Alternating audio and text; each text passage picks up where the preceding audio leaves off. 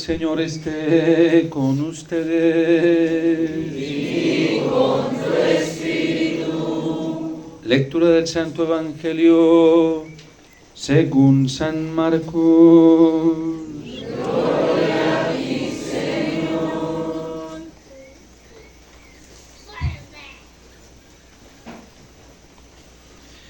En aquel tiempo, los apóstoles volvieron a reunirse con Jesús y le contaron todo lo que habían hecho y enseñado. Entonces él les dijo: vengan conmigo a un lugar solitario para que descansen un poco. Porque eran tantos los que iban y venían que no les dejaban tiempo ni para comer. Jesús y sus apóstoles se dirigieron en una barca hacia un lugar apartado y tranquilo. La gente los vio irse y los reconoció. Entonces, de todos los poblados fueron corriendo por tierra a aquel sitio y se les adelantaron. Cuando Jesús desembarcó, vio una numerosa multitud que lo estaba esperando y se compadeció de ellos porque andaban como ovejas sin pastor, y se puso a enseñarles muchas cosas.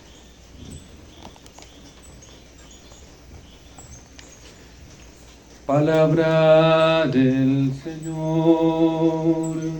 Gloria a ti, Señor Jesús.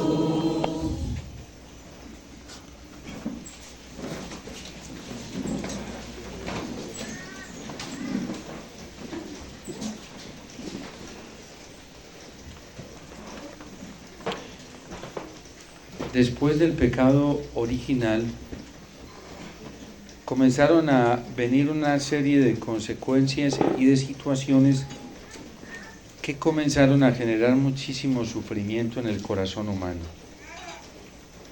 En algunos ese sufrimiento fue aprovechado y fue vivido de buena manera, como fue en los patriarcas, Abraham, Noé, y tantos testimonios de la fe que la misma carta a los Hebreos nos presentó estos días, porque aprovecharon ese sufrimiento para encontrar a Dios, para vivir la fidelidad en Dios.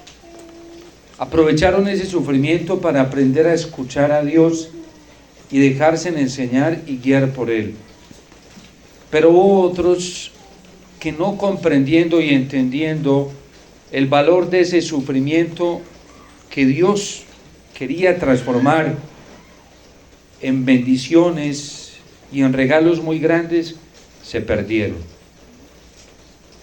Como le pasó al pueblo judío, después de haber sido o de experimentar el sufrimiento por la opresión y el maltrato que estaba viviendo en Egipto, le pide al Señor que lo libere de ello, y el Señor se los lleva al desierto y quería enseñarles a aprovechar ese sufrimiento, pero el pueblo se obstinó y se rebeló. Sobre todo se obstinó en buscar lo que a ellos les parecía y no aceptar la forma en que Dios les iba enseñando y les iba guiando para que aprovecharan ese sufrimiento y así pudieran llegar a la tierra prometida. Y se quedaron sin entrar en la tierra prometida porque no comprendieron y sobre todo no aprovecharon la prueba y el sufrimiento.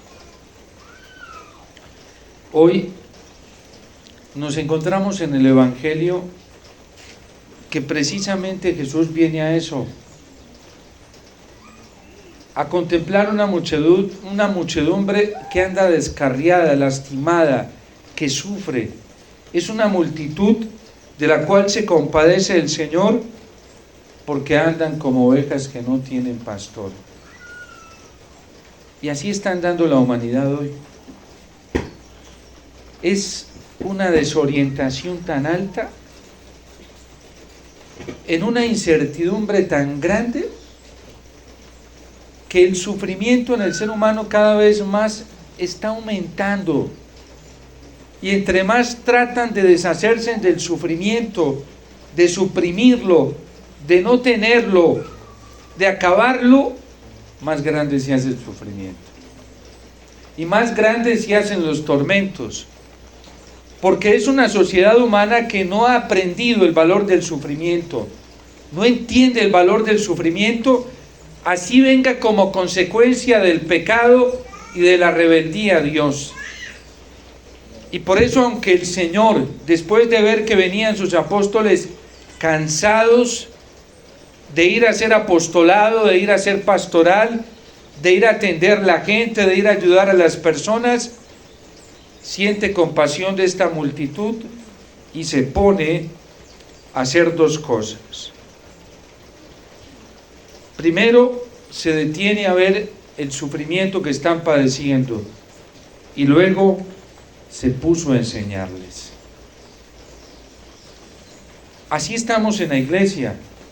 Hoy dentro de la Iglesia Católica hay una incertidumbre muy alta por una cantidad de cosas nuevas que van apareciendo y que se convierten también a la vez en una amenaza para todos nosotros y que nos generan sufrimiento. En la iglesia la gente está sufriendo, hay sacerdotes sufriendo, hay obispos sufriendo. El Papa también sufre por la situación mundial y también la situación misma de la iglesia. Y estamos experimentando cada vez unos niveles de sufrimiento más y más altos. Y aún dentro de la iglesia se busca salidas. Vemos cómo se hacen reuniones, sínodos, encuentros. Ahorita acaba de terminar la asamblea de la Conferencia Episcopal Colombiana y también los obispos dejan entrever el nivel de sufrimiento que hay por lo que ellos contemplan en sus comunidades, lo que ellos contemplan en sus sacerdotes y lo que ellos viven en su misma vida existencial por las cargas con las que nos estamos enfrentando hoy. La gente está sufriendo mucho. Y eso que estamos mirando, todo este tipo de situaciones más a nivel macro. Y ahora detengámonos nosotros en el sufrimiento interno y personal que tenemos frente a todas las situaciones a las que nos estamos enfrentando a nivel familiar, a nivel personal. Las pruebas a las que nos estamos enfrentando cada uno de nosotros nos hacen experimentar un nivel de impotencia muy alto, un nivel de incapacidad muy alto. Nos hacen experimentar también y ver la incapacidad que está teniendo la ciencia misma para responder a los problemas y a las situaciones más difíciles a las que nosotros nos estamos enfrentando. La gente acude desesperada a buscar ayuda científica en los psicólogos. Y aunque funciona por un momento como un cuidado paliativo para tanto dolor, tanto sufrimiento, eso no logra dar una respuesta a lo que se vive internamente. La misma medicina, la psiquiatría, hoy no logra responder con plena efectividad a la necesidad más urgente que hay en el corazón de las personas y al sufrimiento que está padeciendo cada ser humano. Mucha gente desesperada también busca el ocultismo, va donde los brujos, las brujas, y hace una cantidad de prácticas exotéricas y ni siquiera allí logra encontrar la solución para amortiguar, para suprimir tanto dolor. Algunos creen que consiguiendo dinero y tratando de incrementar sus aranceles económicos, pues van a solucionar la situación. Y resulta que la gente está experimentando la impotencia también de la misma ayuda económica, porque ni eso sirve como anestesia frente a los traumas, a los sufrimientos, a los dolores que está experimentando.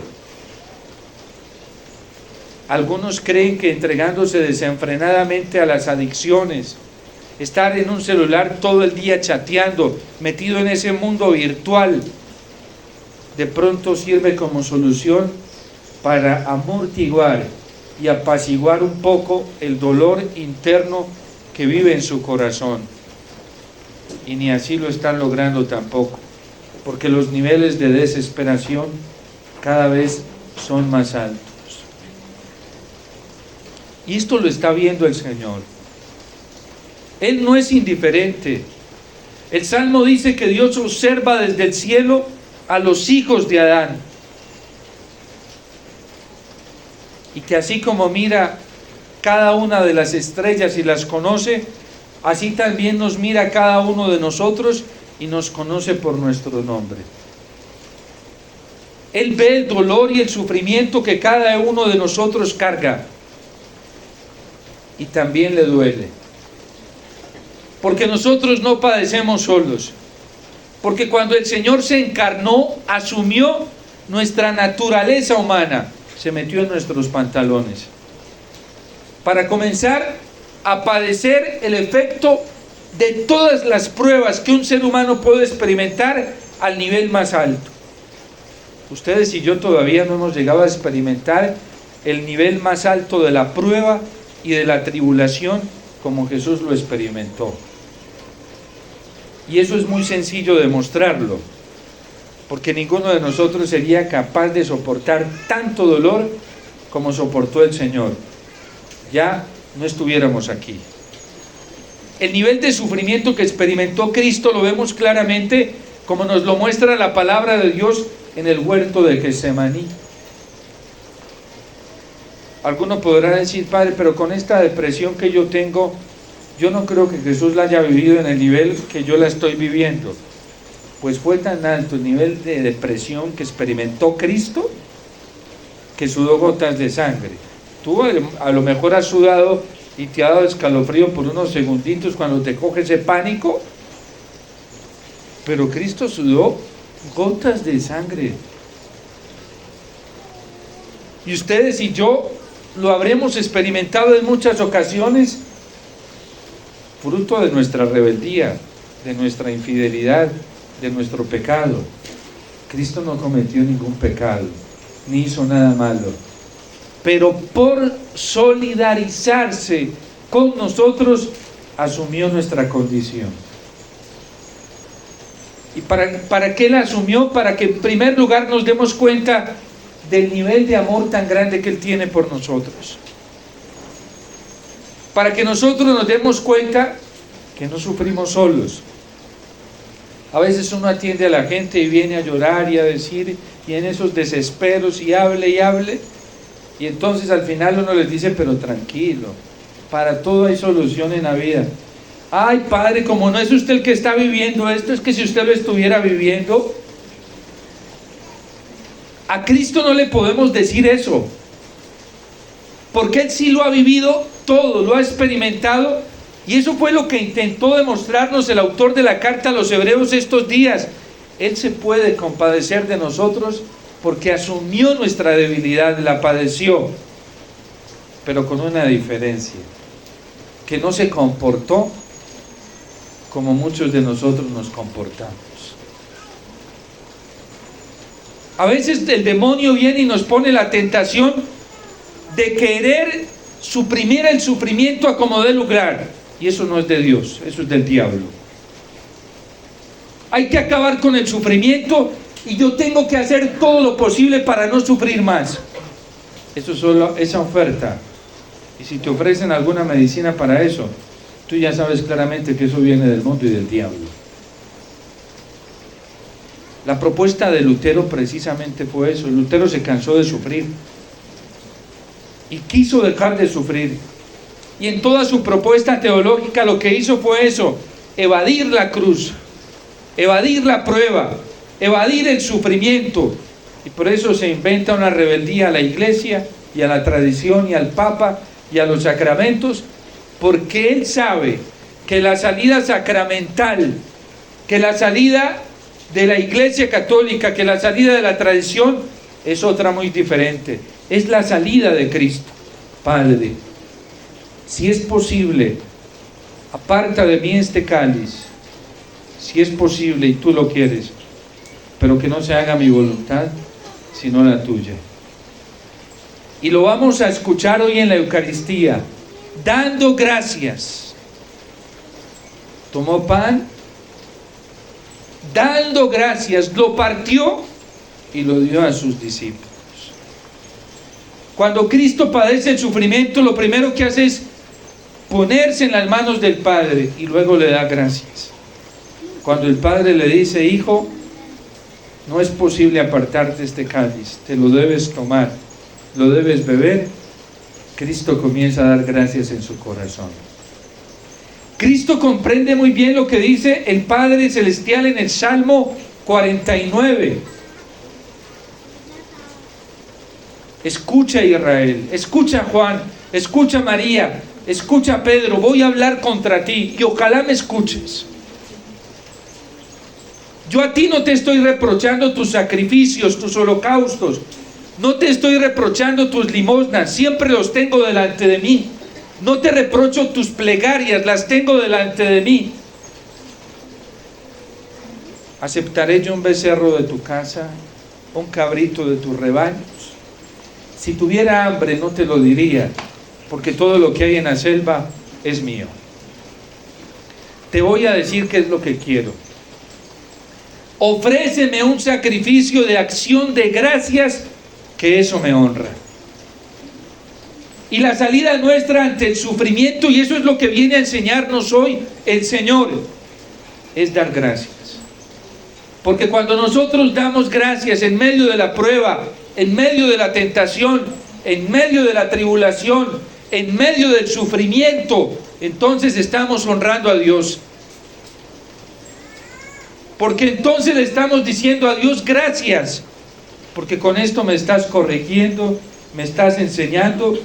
Y si me estás corrigiendo, me estás enseñando y me estás azotando, como nos enseñó la carta a los Hebreos esta semana en el capítulo 12, entonces tú me estás amando y me estás cuidando. Porque solo alguien que ame es capaz de preocuparse tanto por mí, hasta el punto de verme equivocado y tomar el riesgo de la corrección con toda claridad y ponerse frente a mí y decirme: por el camino que vas, no vas bien. ¿Ustedes creen que una evangelización mediocre, relativista, en tantos obispos y sacerdotes que no son capaces de advertir al rebaño, que no son capaces de corregirlo, que no son capaces de evidenciarle los errores que cometen y que los llevan a la perdición, aman a su pueblo? Hay obispos a los que no les interesa el destino de las ovejas y por eso las dejan que sigan en el error.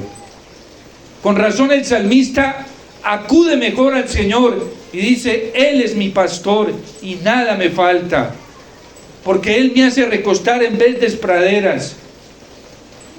Hay sacerdotes que han entrado en la mediocridad porque viven en la mediocridad y así mismo dirigen a la gente.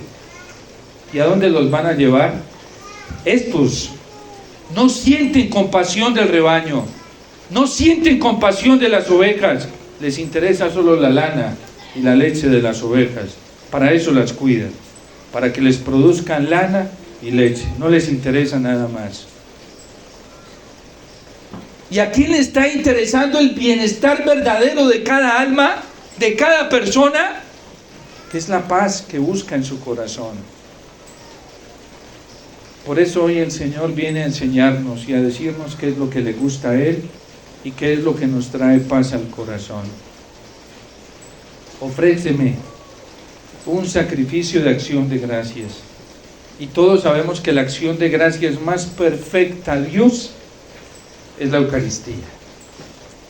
Cuando el Papa Benedicto XVI cumplió sus 60 años de vida sacerdotal, el Papa Francisco, en un acto de amor fraterno con él, de un cariño verdadero, como siempre lo sostuvo hacia el Papa Benedicto XVI, incluso hasta después de muerto,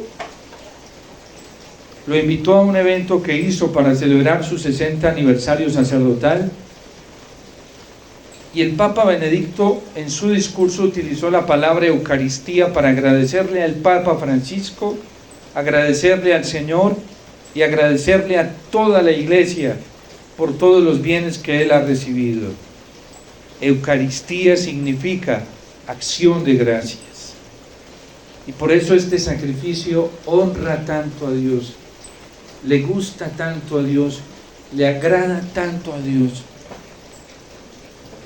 Por eso los apóstoles nunca dejaron de celebrar la Eucaristía y de invitar a la gente a vivir bien la Eucaristía, porque es la acción de gracias más agradable a Dios. ¿Qué le está pasando a muchos de nuestros sacerdotes que ya le han perdido el amor a la Eucaristía? El centro de la solución para este mundo y de solución para la iglesia, ya en la enseñanza de muchos obispos y de muchos sacerdotes, no es la Eucaristía. Sí, llaman a la conversión. ¿Y conversión a qué? ¿Conversión a quién? ¿Qué tipo de conversión y de cambio nos están pidiendo? ¿A las enseñanzas de los hombres? ¿A la doctrina de los hombres? Esa no la necesitamos. Necesitamos convertirnos al Señor, volver al Señor, cambiar de ruta para seguir la ruta del Señor y escuchar sus enseñanzas.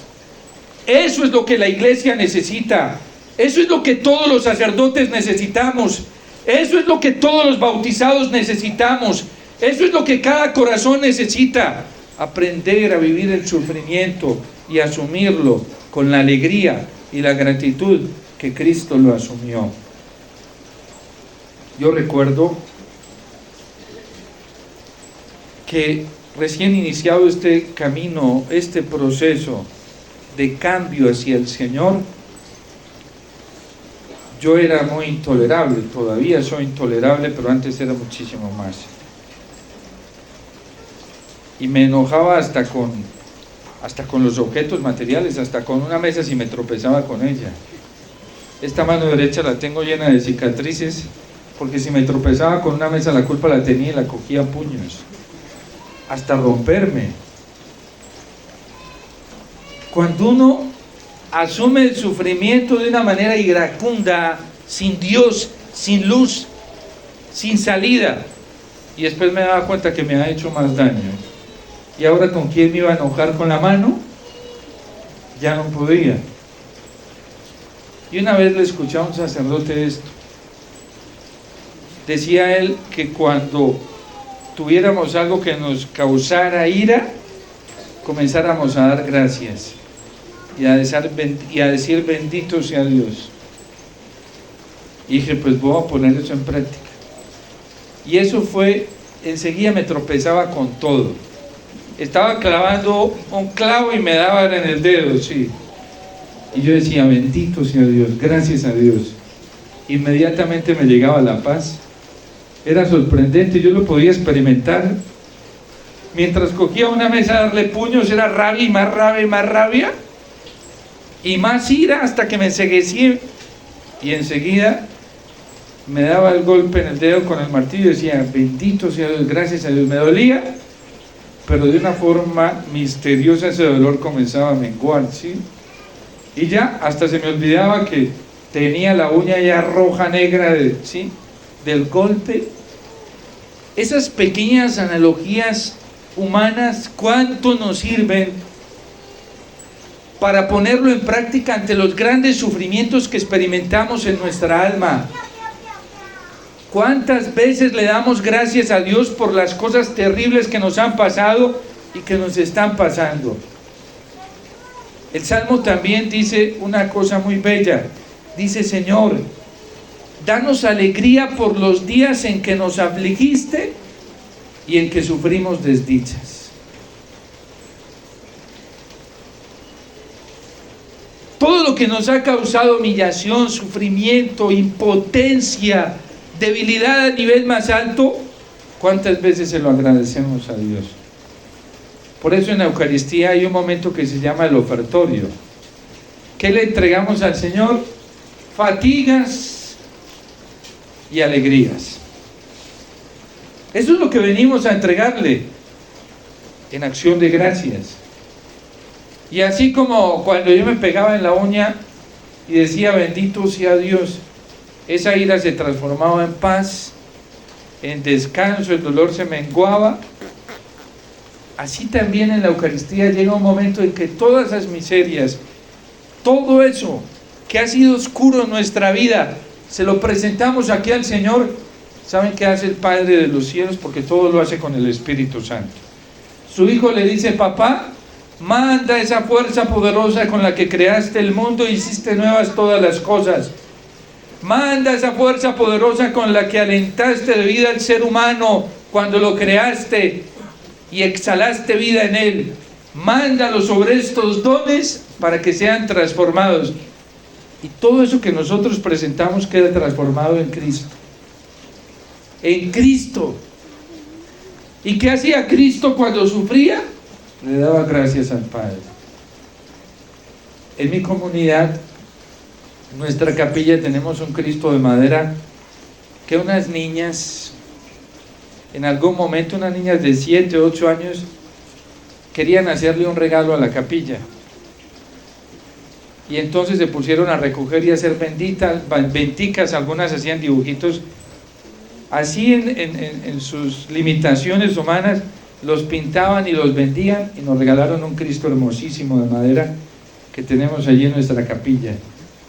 Y a mí me encanta mirar el rostro de ese Cristo.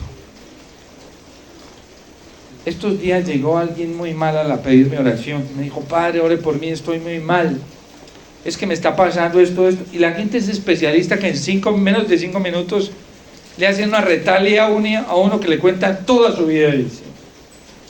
Y ya después comienzan a explicar y a detallar. Estábamos ahí en la capilla ante el Cristo, y entonces yo le dije: ven. Iba saliendo y le dije: devuélvete. Se devolvió. Y le dije: mira a ese Cristo, mírale el rostro. Entonces se puso a mirar. Y le dije: ¿qué ves en ese rostro? Y me dijo: veo mucha serenidad, mucha paz. Y le dije: mira a Jesús, aprende de Él, que te está enseñando con esa serenidad que Él tiene algo.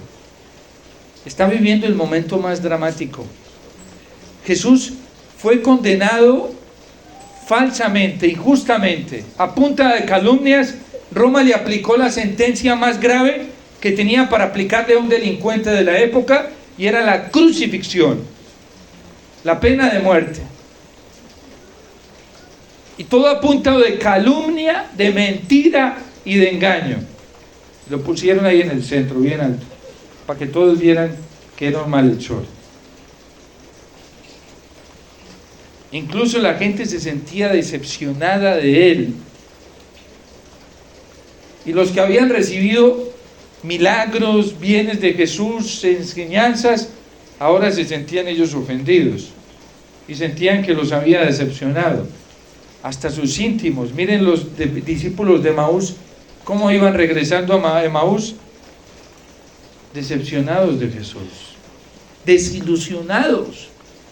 Y nosotros, que esperábamos que iba a ser Él, nos decepcionó, jugó con nosotros, nos manipuló. Podrían haberle dicho todo esto a Jesús. Nosotros 3 años detrás de Él, ilusionados que Él era el que nos iba a liberar, y miren cómo paró todo esto. Jugó con nosotros. Y Jesús les dice: qué tardos y necios son para entender las cosas de Dios. Ni siquiera se habían dado cuenta que era Jesús mismo quien caminaba con ellos. Y así andamos muchos de nosotros, que no sabemos ni entendemos nada. Sabemos mucho de la cabeza, y un Dios de la cabeza no nos sirve para enfrentar el sufrimiento. Ideas del amor de Dios no nos sirven para enfrentarnos a las pruebas que nos enfrentamos. Nos sirve la experiencia del amor de Dios en el corazón, la experiencia de la fe, la experiencia que nos lleva a ese encuentro y contacto con Jesús vivo y resucitado, real, que es el que nos anima, pero siempre le gusta hacerlo en el corazón, no en la cabeza. Porque las ideas de la cabeza son limitadas frente a la realidad misma de Dios. Y estaban decepcionados hasta sus propios discípulos, la gente allí mientras lo estaba viendo en el Calvario. Hasta algunos lo desafiaban y se burlaban. Si es verdad que eres Dios, sálvate a ti mismo y sálvanos también a nosotros. cuando no comprendemos el sufrimiento y no lo vemos como un regalo, porque el sufrimiento es de los mayores regalos que el Señor nos puede proporcionar en este momento. Y el momento más dramático de Cristo, ¿y saben cómo estaba Cristo?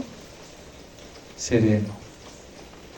De hecho, la película de la Pasión muestra una escena de todas son impactantes, pero hay una que a mí me llega mucho al corazón, al alma. Y es cuando Jesús cae, creo que por segunda vez. Lo tienen maltratado, vuelto nada, lo tienen humillado, escupido. Y cae al piso y esa cruz le cae encima y lo termina de aporrear más.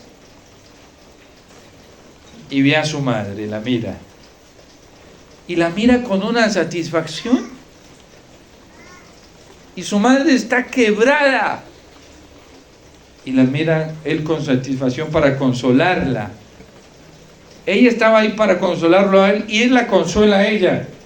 Y le dice: ¿ves, madre, cómo hago nuevas todas las cosas? Esa es la gracia del sufrimiento. Cuando lo vivimos en Dios, cuando lo aprendemos a leer en Dios, cuando lo aprendemos a vivir solamente en Él. ¿Ves cómo hago nuevas todas las cosas? Para eso es el sufrimiento, para renovarnos, para santificarnos, para llevarnos al cielo. Porque el Hijo del Hombre será entregado en manos de los hombres, lo azotarán, lo matarán y al tercer día resucitará. Y si ustedes y yo aprendemos a vivir con elegancia la vida cristiana, aprendemos a vivir con elegancia el sufrimiento cristiano y agradecérselo al Señor como un don inmerecido, como un regalo que nosotros no merecemos para poder llegar al cielo, al tercer día, ¿qué va a pasar? Al tercer día resucitaremos. Y eso nos lo demuestra la Eucaristía. ¿Cuántas veces? Seguramente ustedes la han tenido, yo también. Hemos venido a la Eucaristía quebrados, sin fuerzas físicas, psíquicas, sin aliento hasta espiritual muchas veces. Yo he subido al altar muchas veces así. ¿Y saben cómo he salido después de la celebración de la Eucaristía? Como si nada hubiera tenido. Y mucho mejor que lo que estaba antes de padecer aquella prueba. Más renovado y más lleno de vitalidad, porque Dios sí cumple lo que promete. Cuando nosotros venimos con nuestras heridas, nuestros sufrimientos, nuestros dolores, nuestras amarguras, nuestras impotencias, nuestras culpas, aquí donde Él, el Señor las transforma y al tercer día resucitaremos. Esa es la realidad de la vida cristiana. Y es lo que el Señor nos quiere enseñar. Por eso el Salmo hoy dice: Él es un Dios fiel a sus promesas y me guía siempre por el sendero recto. Y aunque camine por cañadas oscuras, no voy a temer, porque Él sabe lo que hace. Dios sabe lo que está pasando en el mundo y sabe para dónde lleva esto. Y Él sabe que es necesario que vivamos la prueba. Él sabe que es necesaria la tribulación para nosotros. Porque son las pruebas y las tribulaciones las que nos llevan a concluir que nosotros no somos capaces. Que yo no soy capaz, que nosotros no somos capaces, que el mundo tampoco es capaz, que la ciencia tampoco es capaz, que la técnica tampoco es capaz, siendo una ayuda buena, pero es limitada. Todo esto es limitado. La iglesia es grande cuando reconoce que ella no es capaz. ¿Por qué creen que han fracasado tantos intentos de paz en Colombia? Incluso los diálogos eclesiales, porque no estamos abriendo los ojos para darnos cuenta humildemente que nosotros no somos capaces. Que la paz viene de Cristo, y que Él es el único que pudo unir a dos pueblos divididos, como lo dice la carta a los Efesios, y derribar el muro que nos separa. Solamente el Señor, nadie más. Nadie lo va a hacer. Solo el Señor nos trae la paz y la unidad que tanto anhelamos y que tanto necesitamos. Y todas estas pruebas y todo lo que está pasando va a seguir ocurriendo hasta que ustedes y yo lleguemos a esa conclusión real de que ni nosotros somos capaces, ni nadie es capaz, de que solamente Dios es capaz, el Señor es capaz, y Él es el único, y eso se llama humildad. Cuando lleguemos verdaderamente a ser humildes. El humilde es el que viene ante el Señor y le dice: Jesús, solamente tú lo puedes hacer, nadie más. Y eso es lo más hermoso.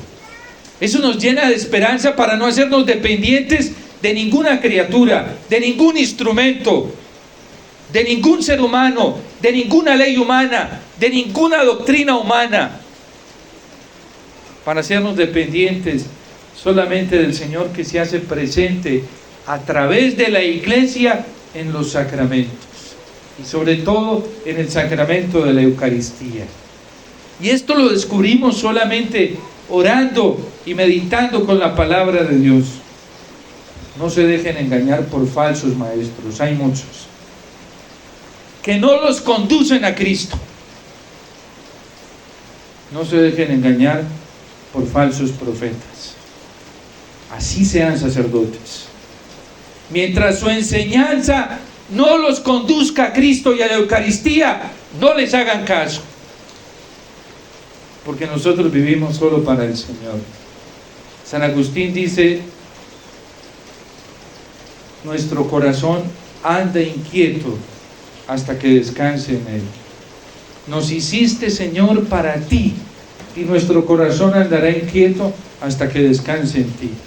No se fíen de tanto grupo hoy dentro de la iglesia que no conduce abierta e inmediatamente a Cristo y no nos hace dependientes de Cristo, porque actúan como falsos profetas, como falsos maestros que quieren hacer a la gente dependiente de sus enseñanzas y no de las de Jesús, de sus doctrinas y no de las de Jesús, que quieren hacer dependiente a la gente de sus grupos y no del gran grupo que Cristo fundó, que es la iglesia, la gran comunidad, y a la que nos unimos sobre todo por la Eucaristía, que es la gran asamblea de los creyentes. En la Eucaristía es donde verdaderamente somos comunidad, somos familia, somos pueblo de Dios, somos iglesia. En la Eucaristía es donde verdaderamente nos unimos como hermanos y compartimos un mismo fin, una misma celebración, un mismo Señor, un mismo propósito. Es la Eucaristía la que nos hace uno a todos. Es la Eucaristía la que nos permite vivir en comunión fraterna, porque aquí verdaderamente somos hermanos, todos mirando para el mismo lado, todos ayudándonos para mirar hacia el mismo lado, todos sosteniéndonos para hacernos dependientes de la única persona, de la única fuente, que es Cristo el Señor. No pierdan el tiempo, no lo pierdan más. No se pongan a escuchar lo que no nos conduce a la verdadera libertad, que es el Señor. Para ser libres nos ha liberado Cristo. A nosotros no nos liberó ningún grupo, ningún predicador, no nos liberó ningún sacerdote, ningún obispo. Nos ha liberado Cristo, y a Él tenemos que buscarlo todos. Y si hay enseñanzas laudables en sacerdotes, en obispos y en grupos que nos dirijan al Señor y nos hagan dependientes de Jesús como pastor en la Eucaristía y en los sacramentos, hay que acogerlos. De resto no.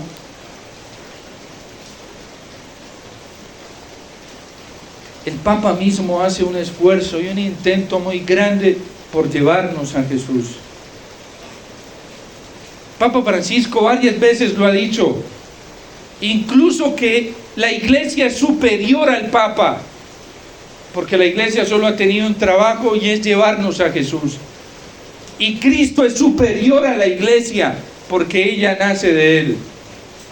El Papa está al servicio de la iglesia y la iglesia está al servicio de Cristo. Y esa es la tarea de todos los pastores, es la tarea de nosotros los sacerdotes, es la tarea de cualquier predicador, de cualquier grupo en la iglesia, conducir las personas al Señor. ¿Cuánto daño hacemos nosotros los instrumentos cuando retenemos a la gente en nosotros y no las dejamos con el Señor? Nosotros somos seres limitados. Padre, es que con usted es muy difícil conseguir una cita, porque usted no contesta, porque se mantiene muy... Qué bueno que sea difícil, porque hay con uno que no es difícil conseguirla, y es con Cristo, con Jesús. Siempre lo tenemos dispuestos. Yo le digo a la gente, gracias a Dios yo soy limitado. Jesús no es limitado. Siempre está para cada uno de nosotros. Siempre está allí.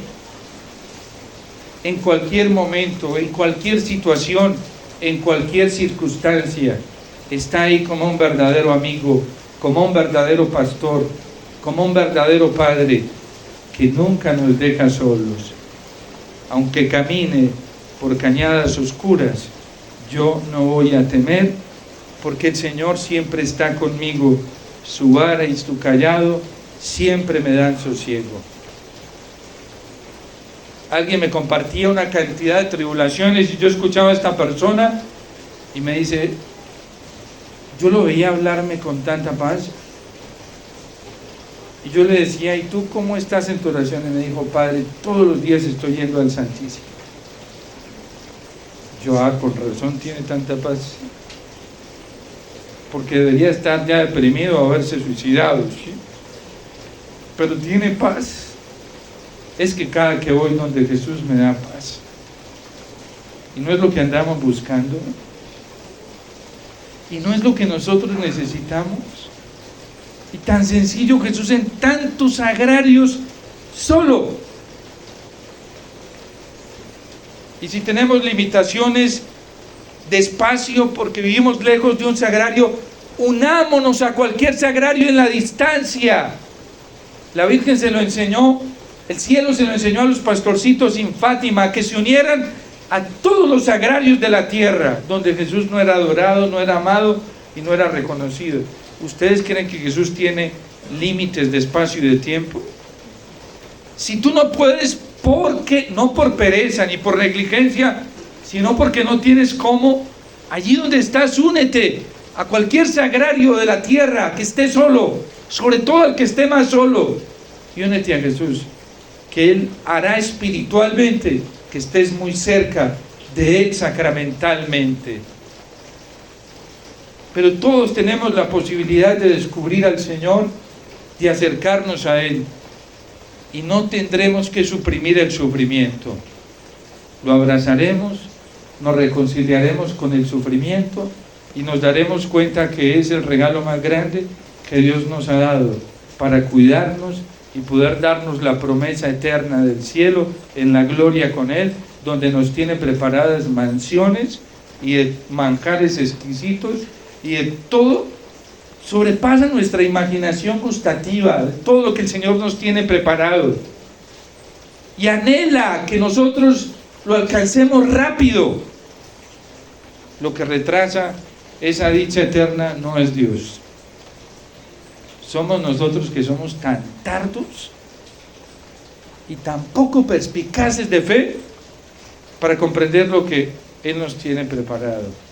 Lo que nos separa del cielo es más delgado que la anchura de un hilo, pero nosotros lo vemos como si fuera algo abismal. Es muy cerca. Solo necesitamos acoger las cosas como Cristo las acogió y como Él nos enseña a acogerlas. Que hoy, en esta Eucaristía, todos los que estamos aquí, porque todos hemos pasado por la prueba y estamos viviendo tribulación y sufrimos, así sea consecuencia de nuestro pecado, todos le presentemos esta ofrenda al Señor hoy y le pidamos que la transforme aquí en el altar, con la certeza de que Él lo va a hacer, porque lo va a hacer si le creemos. Dios te salve María, llena eres de gracia, el Señor es contigo, bendita tú eres entre todas las mujeres, y bendito es el fruto de tu vientre, Jesús.